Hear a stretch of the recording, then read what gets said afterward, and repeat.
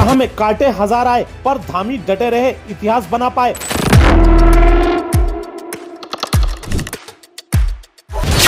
होली मिलन नहीं, इरादों की उड़ान है। धामी बाली की जोड़ी यह बदलता हुआ विधान है। नाम बहुत पर बाली की काम से पहचान हुई। धामी बाली की जोड़ी से काशीपुर की सरजमी पर फिर से नई उड़ान हुई। तो आयोजन नहीं, परिवर्तन का इशारा था।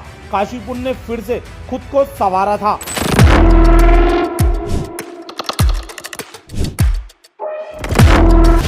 धड़कनों में बस गया बाली का एहसास। काशीपुर कह रहा अब बदला है इतिहास। तालियों में छिपा संदेश साफ था, जनता का विश्वास ही असली इंसाफ था। उत्तराखंड की राजनीति में आज एक नई और ऊर्जावान जोड़ी की चर्चा हर जुबान पर है। धामी और बाली की जोड़ी। एक तरफ जहां मुख्यमंत्री पुष्कर सिंह धामी पूरे प्रदेश में विकास की गंगा बहा रहे हैं, वहीं काशीपुर की कमान संभालते ही महापौर दीपक बाली ने शहर की सूरत और सीरत दोनों बदल दी है। नगर निगम के प्रांगण में आयोजित कार्यक्रम ने साबित कर दिया है कि जब नेतृत्व में विजन और नियत साफ हो तो सफलता के नए कीर्तिमान स्थापित होते हैं। काशीपुर के इतिहास में यह पहला मौका था कि जब किसी कार्यक्रम ने भव्यता की तमाम हदें पार कर दी।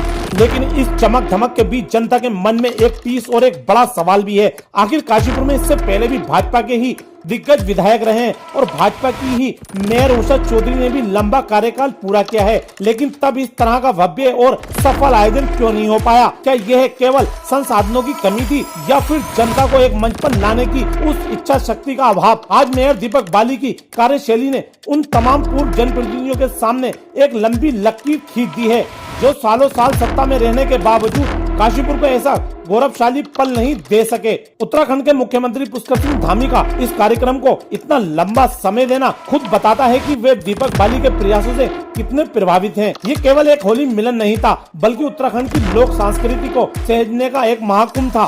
कार्यक्रम इतना सुपर हिट रहा कि इसकी गूंज अब देहरादून के गलियारों तक सुनाई दे रही है। हालांकि इस भव्य आयोजन का मकसद सांस्कृतिक एकता था, लेकिन राजनीतिक गलियारों में इसके कई मायने निकाले जा रहे हैं। कई राजनीतिक विशेषज्ञों का मानना है कि यह कार्यक्रम महज एक संयोग नहीं है, जानकर इसे आगामी विधानसभा चुनावों की आहट से जोड़कर देख रहे हैं। विशेषज्ञों का एक धड़ा ये भी कह रहा है कि काशीपुर की सरजमी पर यह आयोजन भविष्य में किसी बड़े राजनीतिक परिवर्तन का संकेत भी हो सकता है।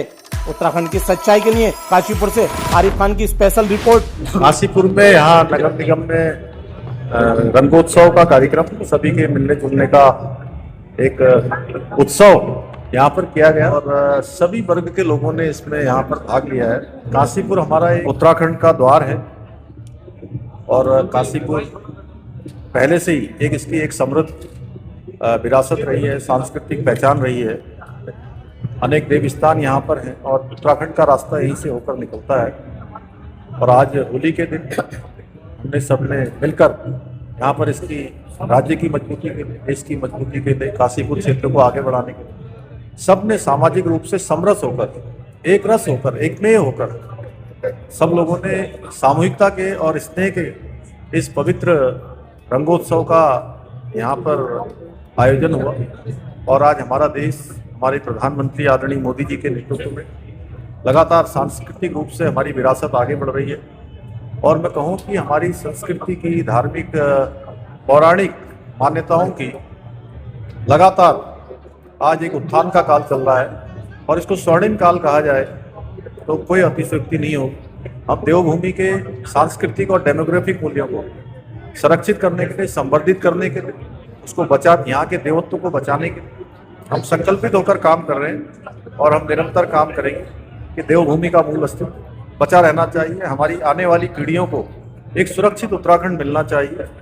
उसके लिए हमारा हर दिन प्रयास है। विकास और नवाचार के अनेक प्रयास हमारे द्वारा किए जा रहे हैं। नए नए कानून बनाए जा रहे हैं। युवाओं के लिए हम नकल का कानून लेकर आए।